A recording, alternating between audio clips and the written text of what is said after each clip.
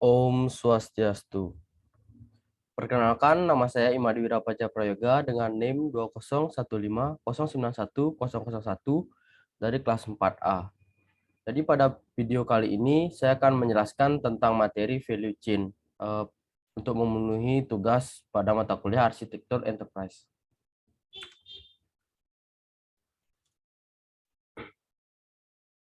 Selanjutnya, di mana pembahasan pada video kali ini yaitu berdasarkan 5W1H. Yang pertama, apa pengertian, tujuan, dan fungsi dari value chain. Yang kedua, siapa yang menciptakan istilah value chain beserta aktivitasnya. Yang ketiga, kapan value chain dapat diterapkan. Yang keempat, di mana value chain dapat diterapkan. Yang kelima, mengapa value chain sangat penting di perusahaan. Dan yang keenam, bagaimana melakukan analisis dari value chain.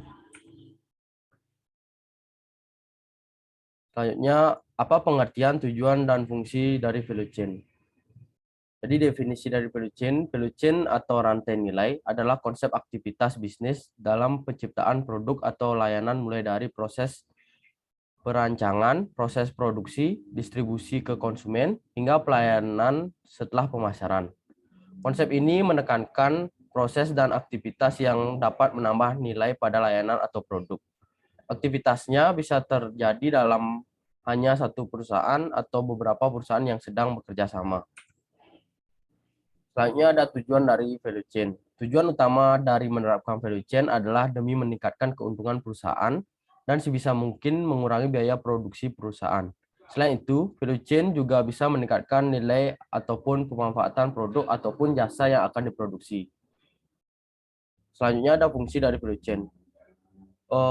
Fungsinya bagi produk adalah untuk meningkatkan value dan pemanfaatan yang akan perusahaan produksi. Selain itu, fungsi lainnya antara lain untuk memudahkan perusahaan dalam penelitian dan pengembangan terhadap produk mereka, membantu merancang produk sehingga produk berkualitas dan proses pemasarannya lancar, membantu perusahaan dalam proses produksi terutama terkait efisiensi biaya dan jumlah produk, dan yang terakhir meningkatkan peluang pasar dan proses penjualan produk.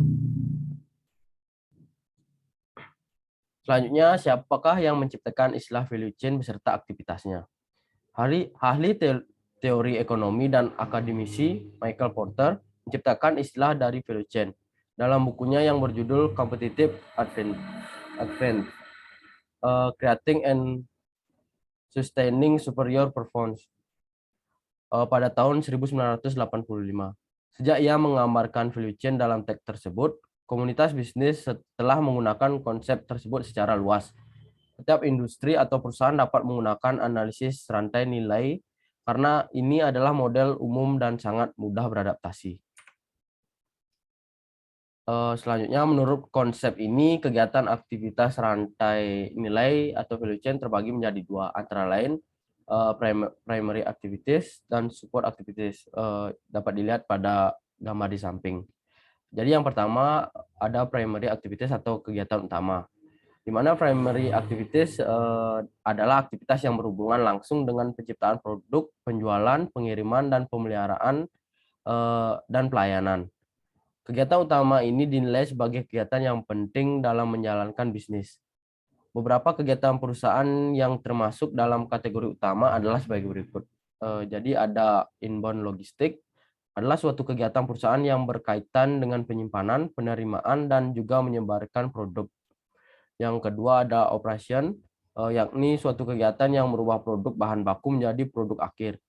Selanjutnya ada outbound logistik, adalah suatu kegiatan perusahaan yang berkaitan dengan menyebarkan produk ataupun jasa kepada pelanggan. Selanjutnya ada marketing dan sale, adalah suatu kegiatan yang berkaitan dengan pemasaran dan juga penjualan seperti promosi dan lain sebagainya. Yang terakhir ada service, adalah suatu kegiatan yang berkaitan dengan menyediakan layanan agar bisa lebih meningkatkan pemeliharaan suatu produk seperti perawatan, perbaikan, dan juga pelatihan. Selanjutnya ada yang kedua, ada support activities atau kegiatan pendukung, di mana support activities adalah aktivitas yang mendukung operasional perusahaan secara keseluruhan yang bertujuan dalam memberikan aktivitas guna mencapai kegiatan utama perusahaan. Dalam hal ini, kegiatan pendukung adalah penunjang dari kegiatan utama yang dimana tanpa adanya kegiatan ini maka akan membuat kegiatan utama menjadi kurang maksimal atau tidak bisa berjalan sama sekali.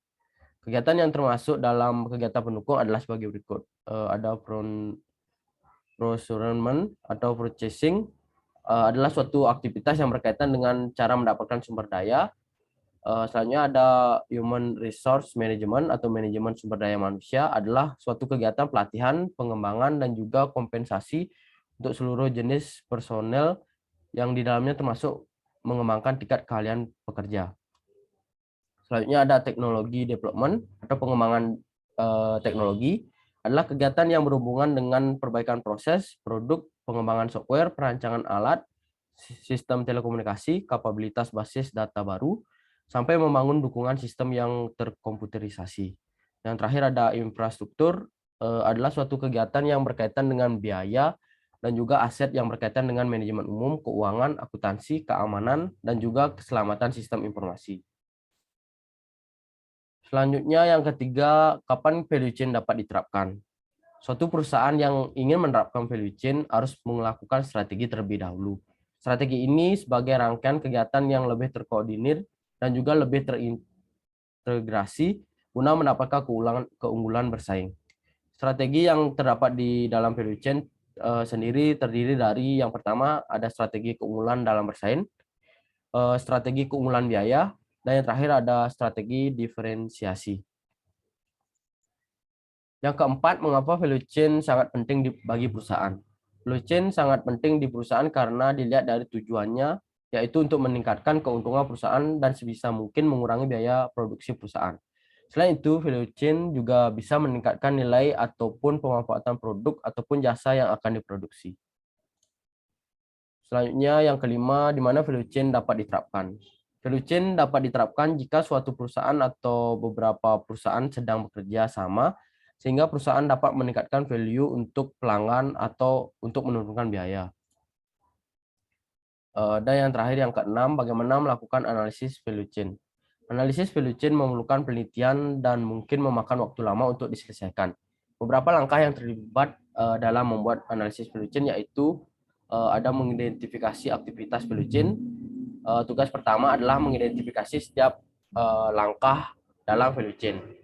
Selanjutnya ada mengidentifikasi dan menganalisis biaya dan nilai kegiatan.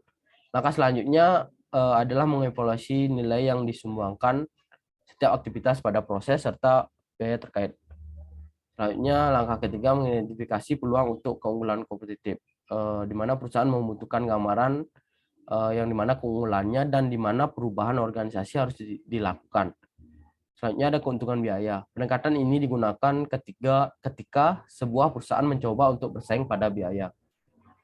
Yang terakhir ada keunggulan diferensiasi, yaitu pendekatan ini digunakan oleh perusahaan yang ingin menciptakan barang atau jasa yang terdiferensiasi. Ini memperhitungkan semua aktivitas yang paling dihargai oleh pelanggan menggunakan penggerak nilai. Sekian materi tentang value chain yang saya bawakan. Apabila ada kesalahan kata, saya minta maaf. Saya tutup dengan Paramasanti. Om Santi Santi Santi Om.